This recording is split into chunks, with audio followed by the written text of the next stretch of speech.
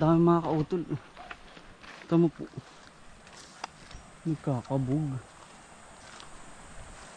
Ati. Ba? Ano ba yun? Ati isa. Mga kautol. O dami oh.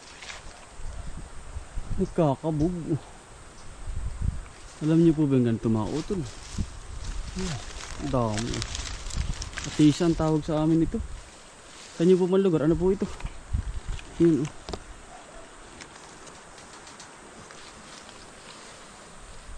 Dami. Sayang. Dami nagkakabog.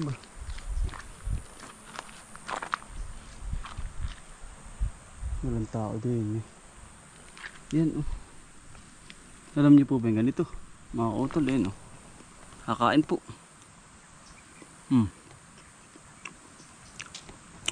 Kap. Tamis po.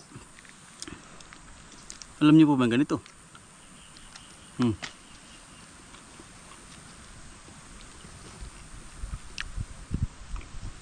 Atisa. Para ba siya mga utol mayabo? Hap. Ang daming bunga. Mga utol.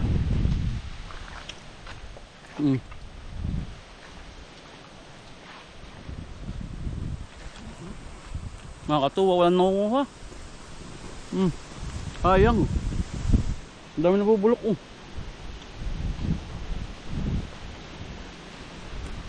Sayang biro yung mga ganito mga utol ay. Sasayang laang. Yan. Ang uto hinog na oh. Lanto tayo na oh. Alambot. Yan oh. Sayang. Yan mga utol oh. Yan lambot na oh. Sayang biro mga utol ito ay oh. Yan. Atisa. Mga utol oh.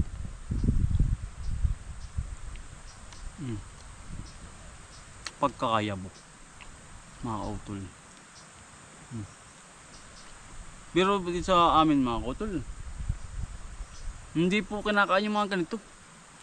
Pero sa ibang bansa, sa ibang lugar, kulang po ay puno at bunga. Dito ay sa amin ay ayun, wala, nasasayang laang ang mga prutas. Atisa ang tawag sa amin, atisa. Sa inyong lugar po, hindi ko lang po alam sa inyong lugar mga utol. Siya ay mayabo, para ba siyang kamuting kahoy po. Tamis. Kamuti. Ay hindi nila alam mga utol, ito yung sustansya siya. Kaya dito sa amin pag maraming bilihin, kasi hindi kasunod nung unang panahon mga kautol. Nung unang panahon ay talagang halos lahat ay ano, kinakain yung mga ganito sa bukid. Ay ngayon dumami ang bilihin sa bayan, kaya hindi na napapansin. Ultimo bayabas mga kautol, nung kami mga bata ay ano, nagkakaiyakan pa at nauubusan. Ay ngayon nabubulok mga utol, kinakailan ng ibon. Wala nakuha, hindi na katulad dati. Ngayon kaya mga utol, ngayon madaling magkasakit, madaling mamatay ang isang tao, kasi nga yung preservative ba yung mga kinakain natin ay marami ng mga chemicals na nilalagay, pampasarap. Hindi katulad dati mga utol, prutas ng prutas. Prutas ka ng prutas, at dahil nga masarap po ay walang bilihin sa bukid. Kaya nakakamiss din mga utol yung panahon na ikaw ay bata, at yung nakaraang ay hindi naman may ibalik mga kautol. Ano po yung mga ganung bagay na gusto mong ibalik pero hindi na kaya. Sayang mga prutas, dami nabubulok lang, hindi na pinapansin. Ay dati ay talagang ganito, ubos mga utol, at talagang paiyakan pa nga. Ngayon ay wala, nabubulok lang.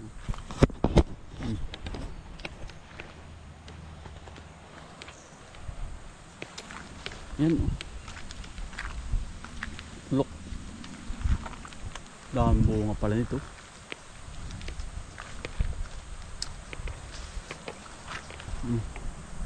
Para siyang kainaman mga utol pagkadaming prutas. Ay malayo nga po pati sa amin ari ay. At ari po ay alupay na. Sayang yung mga ganung prutas ay. Papasalubong ko po ang aking kapatid sa kasindananay. Meron talaga tayong 4 na dala din eh.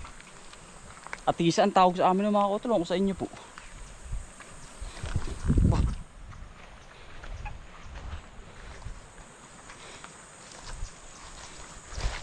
Sa ngayon sa bata ngayon ay chicharia, mga wishi, ay bato ang abot. Yan mga ganito lain-lain mga utol, ang sarap niyan, tinuto. Minsan nagluto si utol ay papakasarap. Dito nga sa linang mga utol wala kang problemahin, basta masipag ka laang. Yeah, ultimo sardinas na lang, ayos na mga utol. May niyog naman ay. May niyog po. Din. Ganda ng orchids mga utol. Ang takas lang. Nasa dulo ng Antipulo. Pagkalayog. Nahirapan tayo umadyo. Panlagi sa minilik mga utol.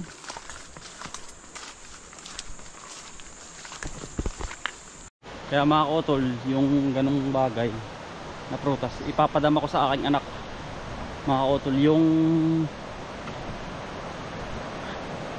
lahat ng dating kinakain namin, papranas ko sa kanya. Hindi namin mga utol spoiled na bili ng hotdog. Ayoko ng mga katulad ng ganun mga katulad. Mahirap.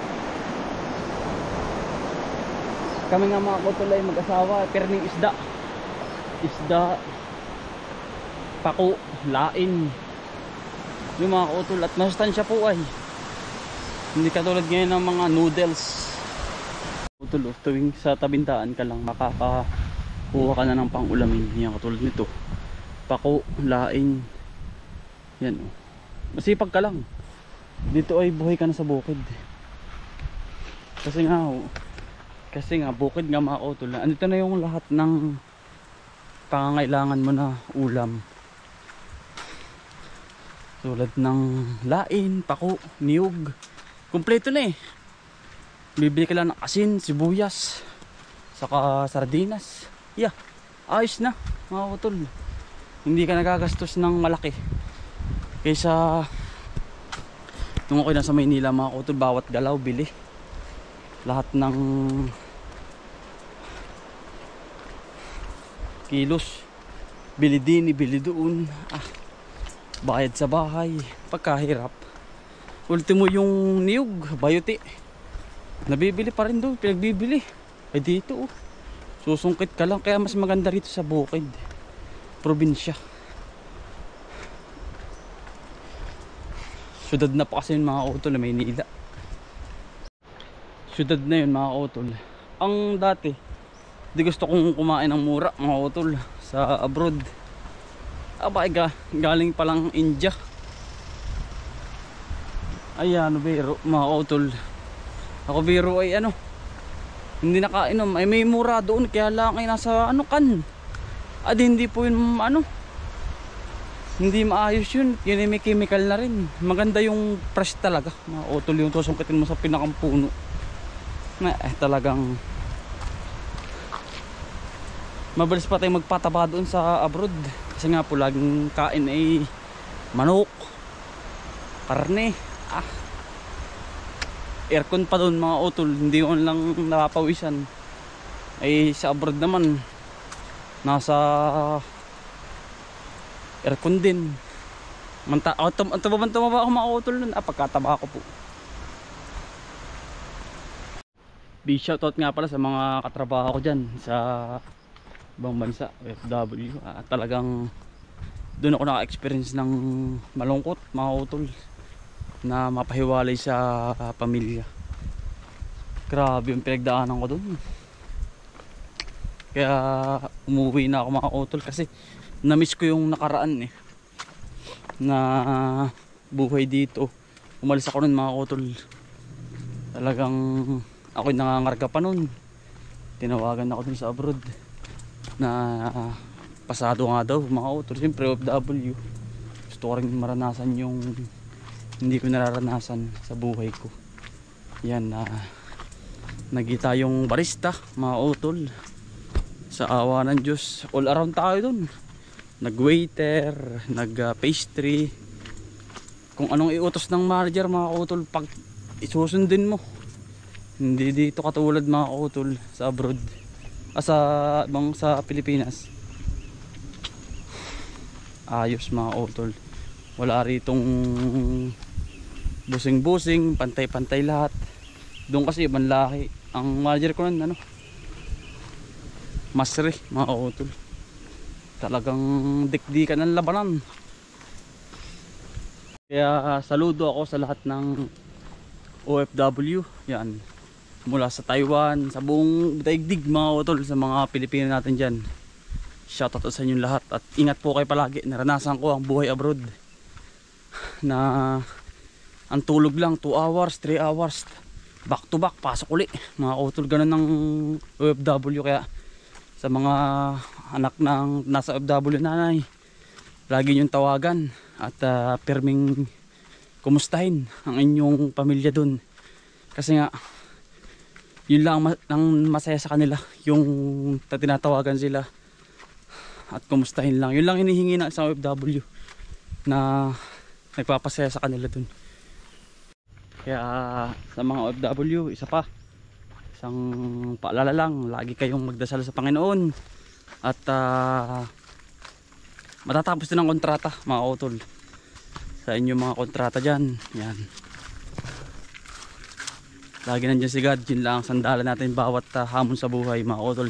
Ay paano mga utol, ako po yung magpapaalam sa inyo, at maraming salamat po sa inyong lahat. Ingat po palagi.